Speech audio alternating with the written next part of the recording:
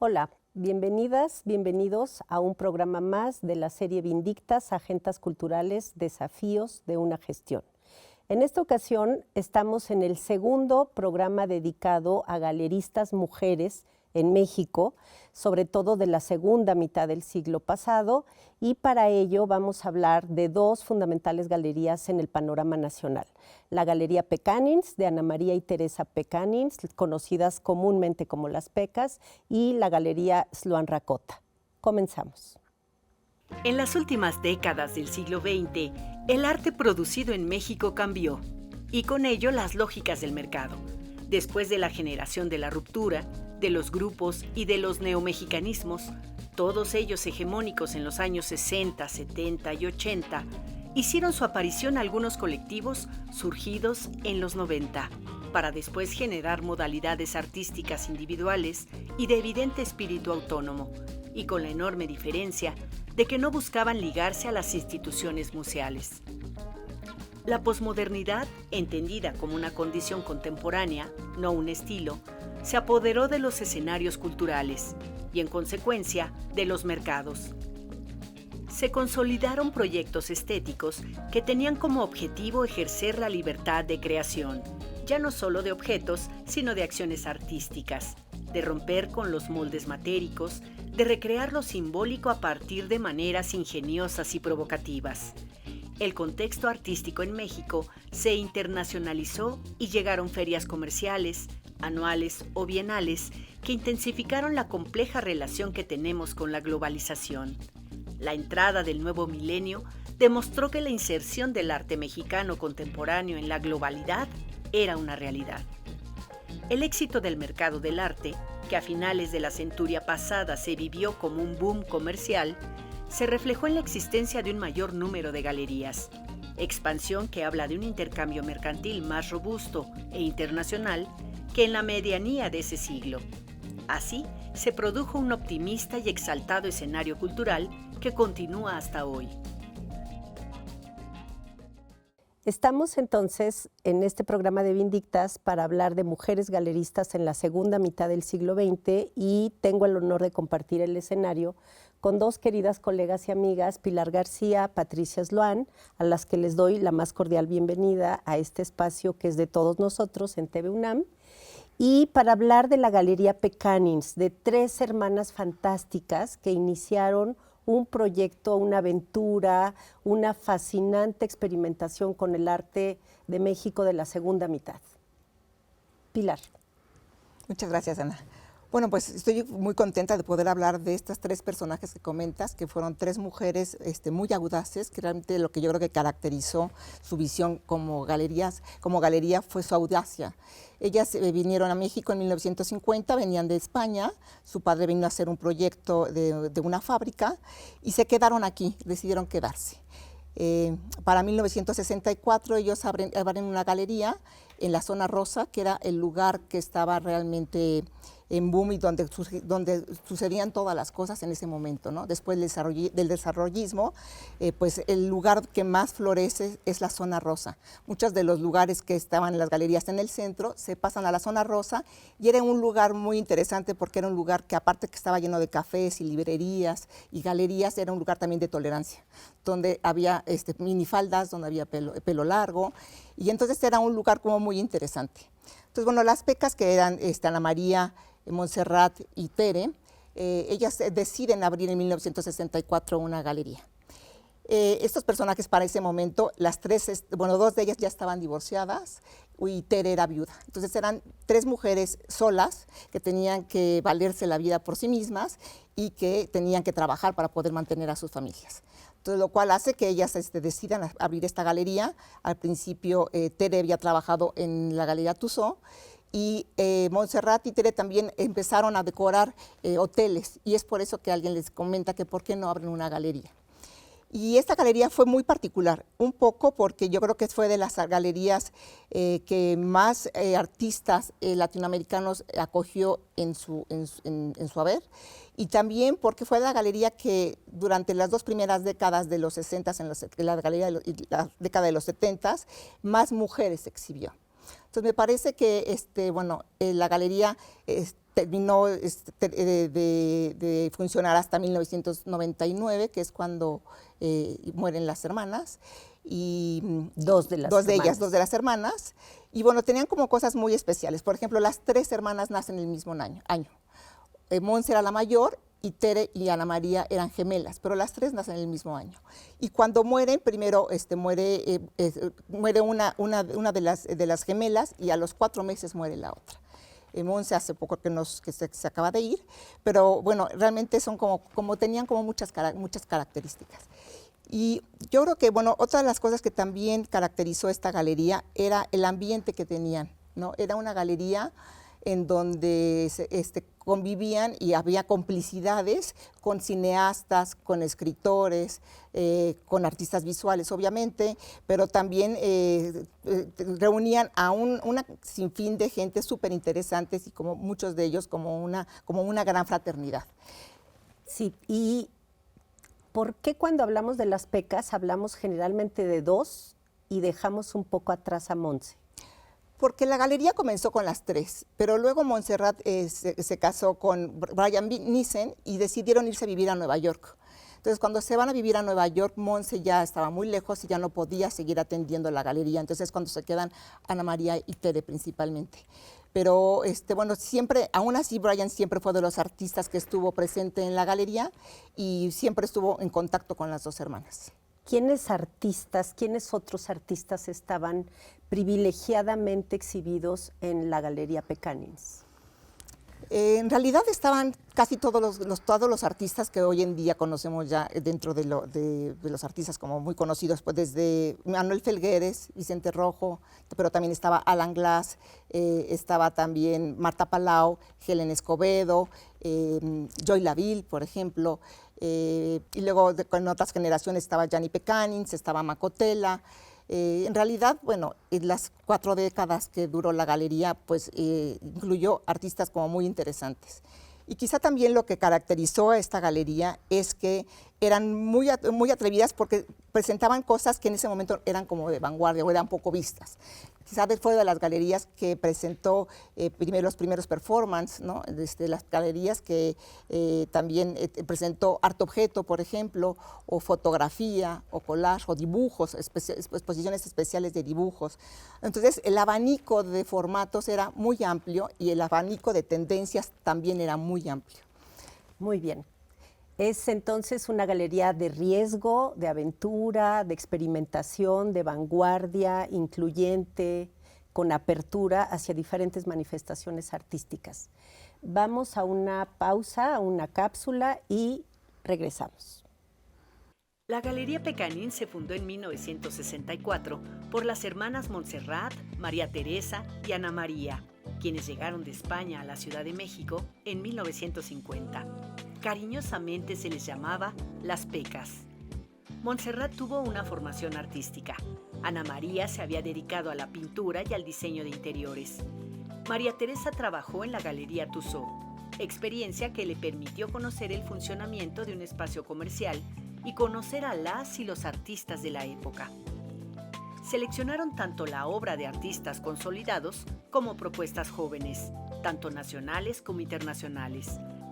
La galería tuvo diferentes sedes en las colonias Juárez y Roma, y en 1974 también se abrió una extensión en Barcelona, España. La galería se caracterizó por ser un centro de reunión de intelectuales y artistas. El pintor y escultor Brian Nissen comentó que la gente que iba a las galerías se sentía en libertad de opinar, comentar o discutir.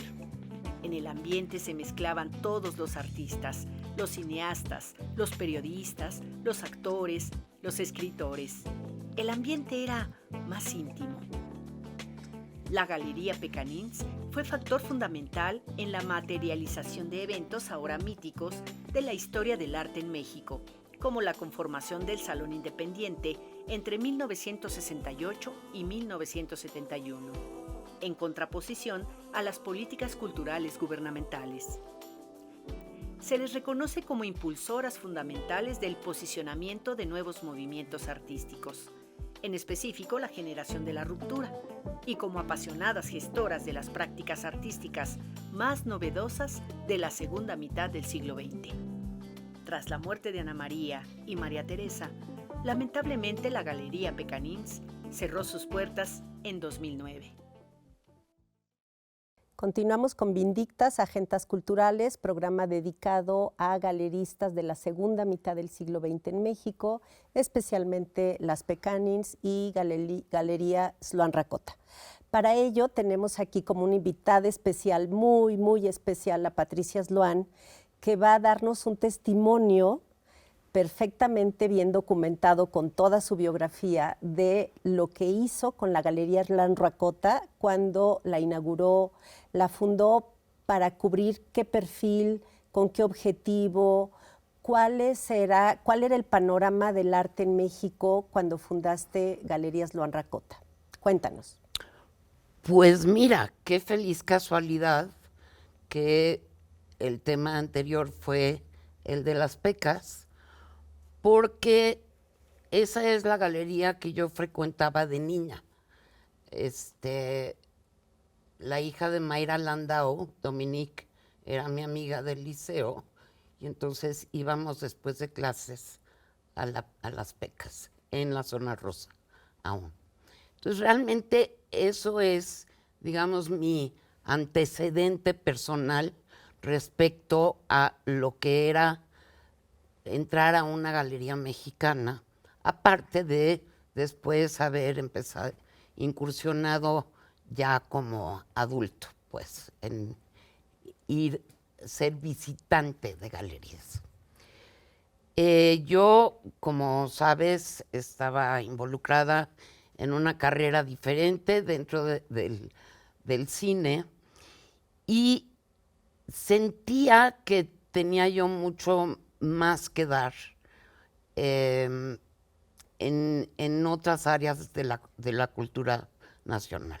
Es decir, me atraía mucho la escena del arte, era muy amiga de algunos artistas y más bien llevada de la mano de Alberto Gironella es que pude lograr aterrizar la Galería Sloan Rakota con Sandra Rakota, que en ese momento estaba con Alberto como su pareja, y empezamos con este espacio en San Ángel, en una casa preciosa, siguiendo este modelo de la casa antigua con un interior de cubo blanco, y empezamos con un grupo de artistas de la ruptura propiamente.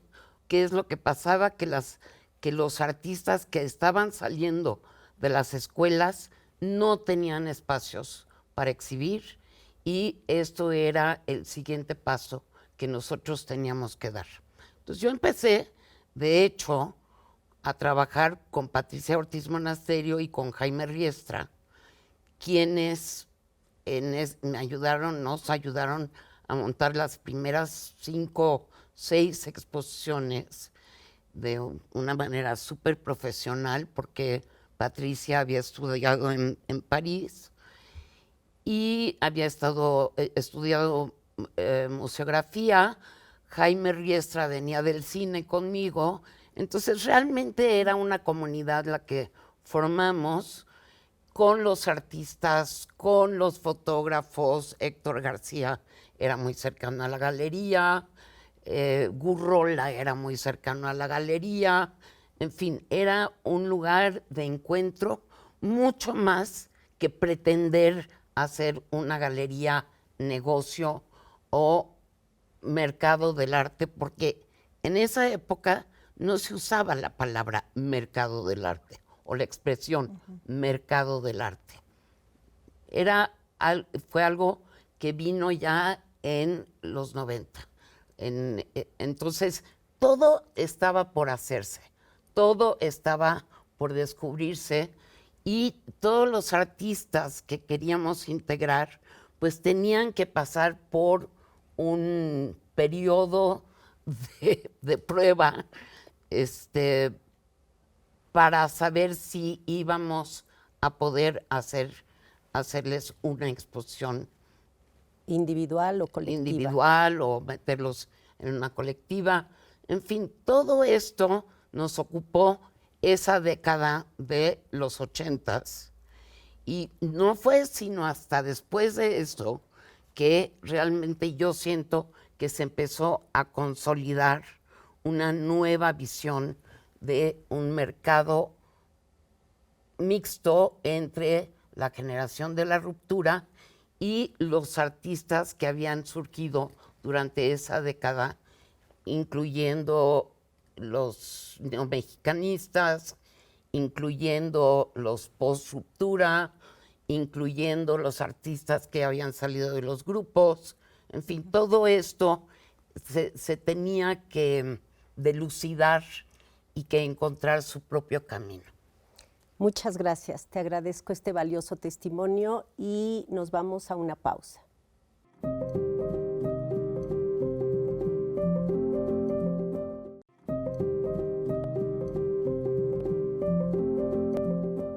Continuamos hablando de Vindictas, agendas culturales, en este caso, mujeres galeristas en México. Pilar, ¿qué pasa con la Galería Pecanins? ¿Qué sucede cuando diferentes generaciones de artistas se van alternando y van confluyendo en este espacio privilegiado de exhibición? Yo creo que lo que le pasa a la Galería Pecanins, que duró desde 1964 hasta el 2009, o sea, casi 45 años, es que lejos de que se fueran destechando los artistas se iban sumando, ¿no? Se sumaron diferentes generaciones. Y quizá algo muy importante también que sucedió en la galería es que abrieron una sucursal en Barcelona en el 72. Entonces hubo un intercambio muy interesante entre México, artistas mexicanos en Barcelona y artistas españoles en México, ¿no? Y eso también abrió mucho la importancia de que las PECAS llevaron también estas abstracciones del arte latinoamericano, sobre todo en la gráfica, a España. O sea, al principio les costó mucho trabajo que esto realmente tuviera un sentido, pero poco a poco fueron abriéndose camino. Yo creo que el intercambio que hubo entre estos dos polos realmente fue sumamente interesante. Por ejemplo, ellos abren la galería en Barcelona con una figura como Tamayo, por ejemplo, ¿no? Que en realidad, con la gráfica de Tamayo, y en que en realidad tampoco era un artista que estaba muy consagrado y que finalmente, bueno, también había esta mezcla de generaciones y de artistas, unos muy visibles y otros mucho más experimentales. Entonces yo creo que lo que hizo esta gran riqueza de las PECAS, como todo el mundo lo llamaba, era precisamente poder tener esa capacidad y esa audacia de poder combinar diferentes generaciones y diferentes tipos de arte en un mismo espacio. Muy bien. Patricia, cuéntanos. A ver. ¿Qué pasaba en México en los años 80? ¿Cuál era el panorama de museos, de instituciones privadas, fundaciones culturales, galerías? Bueno, de galerías ustedes ya lo cubrieron más o menos. Es decir, eso era lo que había ya establecido. Y para nuestra gran sorpresa, cuando a los 2 años de abrir la Galería Sloan Rakota, pues resulta que abre el Museo Rufino Tamayo. Esto era algo que estaba un secreto a voces, vamos a decir, y realmente un círculo muy pequeño que conocía el proyecto del museo, que es sorprendente que lo hayan logrado callar tanto, porque estaba involucrado Televisa, estaba involucrado el Grupo Alfa y estaba el gobierno mexicano, porque eso fue la fórmula, digamos, para abrir ese museo.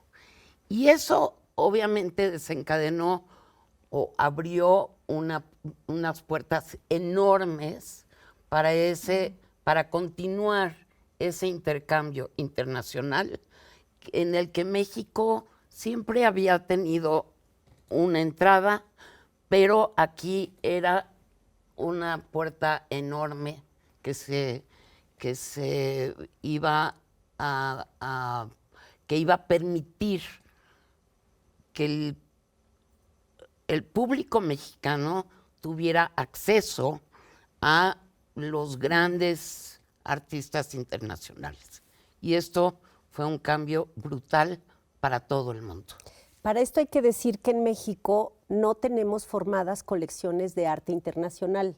No tenemos colecciones de los grandes artistas clásicos del siglo XX, digamos, Picasso, Braque, etcétera. Nada. No hay casi nada. Así que la apertura de este espacio museal fue fundamental en el panorama de los años 80. Sí, y eso también abrió a la palabra, se abrió la posibilidad de usar la palabra contemporáneo de una manera mucho más coloquial, integrarla a nuestro vocabulario y que la gente, sin necesariamente entender de lo que estábamos hablando en cuanto a géneros artísticos, se sintiera integrado a esta mega comunidad que eran los museos y las galerías de arte contemporáneo. En ese panorama, tu galería, ¿qué ofertó? ¿Qué proporcionó?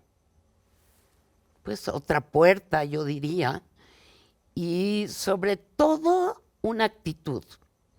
Es decir, había un deseo de parte nuestro de abrir más la comunidad hacia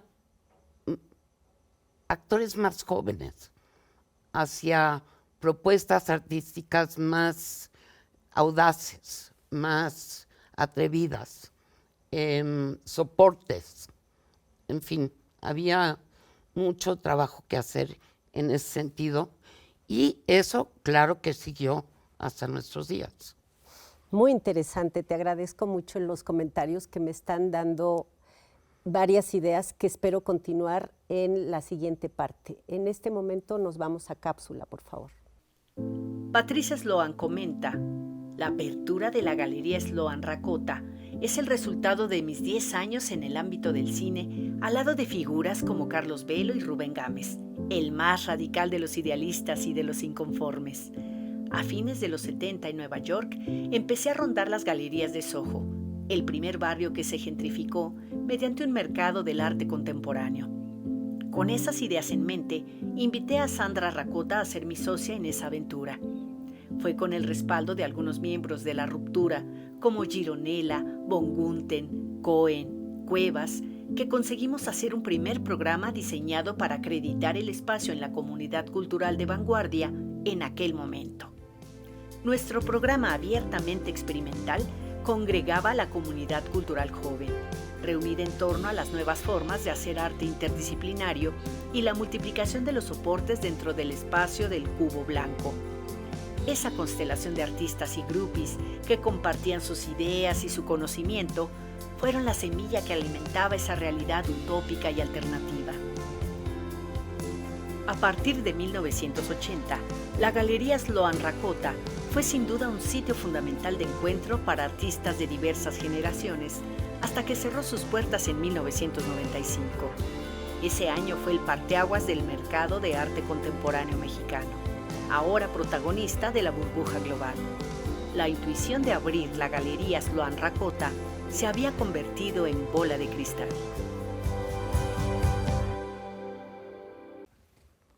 Continuamos con el tema galeristas en México en la segunda mitad específicamente del siglo XX, Las Pecanins, Galería Sloan Rakota.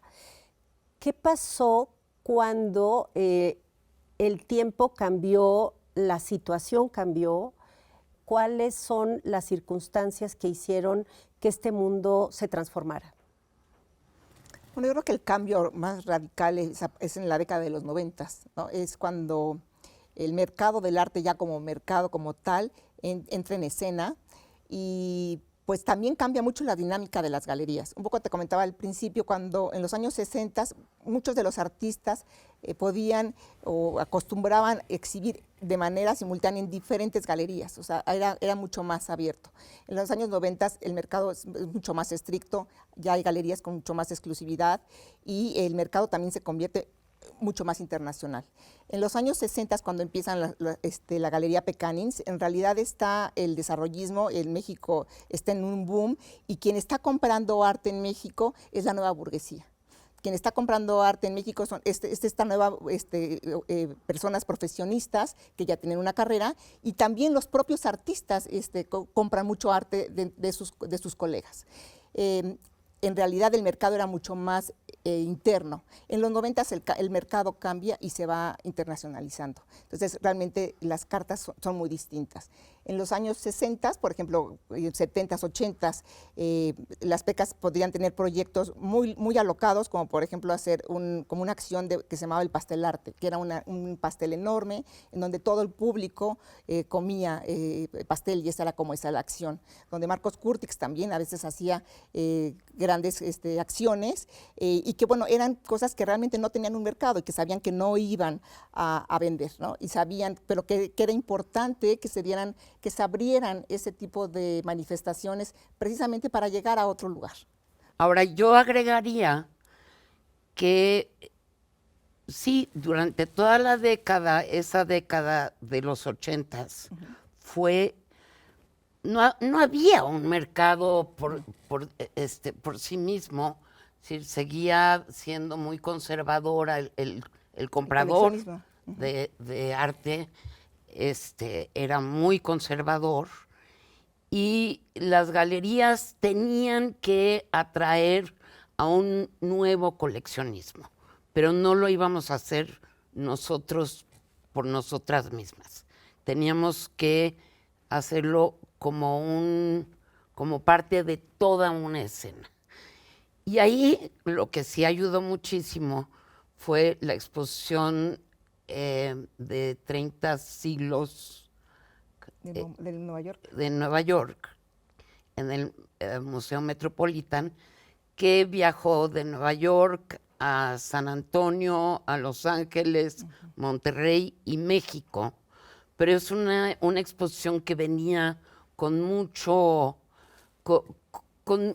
ruido, vamos a decir, con un acompañamiento enorme. Había una cosa que se llamaba el Proyecto Paralelo, que eran las galerías justamente que exponían en paralelo a cuando sucedía la muestra en cada ciudad. Y eso propició una apertura hacia una escena más globalizada. Es decir, ya empezaba la globalización y las galerías se vieron, digamos, involucradas en ese movimiento.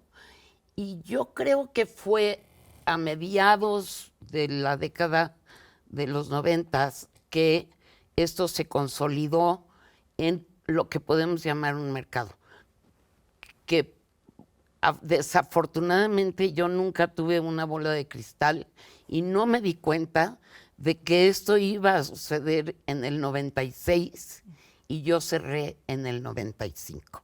Entonces, no obstante, te consolidaste y te has consolidado como gestora cultural, como promotora. Cuéntanos, ¿qué es hacer gestión cultural en México para ti? Uy, es un placer. Es un placer. Realmente lo he gozado muchísimo, más que la galería, la verdad. Ha sido una carrera fantástica porque hemos logrado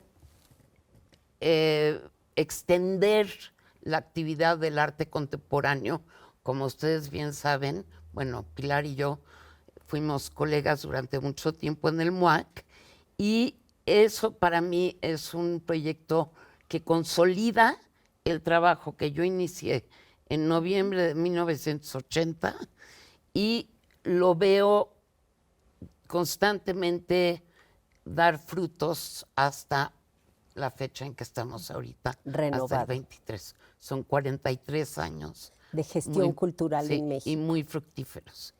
Fantástico. Estoy profundamente agradecida que hayan aceptado participar con nosotras en un programa más de la serie Vindictas, Agendas Culturales, y esperamos que nos sigan en un siguiente programa de esta interesantísima serie. Muchas gracias.